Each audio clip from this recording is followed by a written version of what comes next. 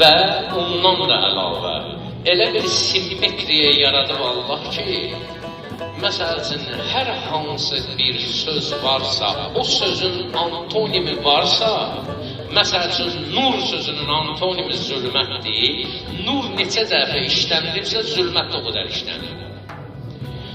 Neçə dəfə küfür işlənilibsə, o qədər də iman işlənilir. Hətta elə sözlər var ki, onun antonimi yoxdur, əks tərəfi yoxdur. Məsəl üçün, qəlb. Qəlbin antonimi yoxdur ki, qəlbin əbcəz hesabı ilə hesablayırsan, rəqəmi 132 verir. Allah Teala Quranda qəlb sözünü 132 dəfə işlədir. İndi burada bir dənə də sual çıxır, Allah krasvod yazıb.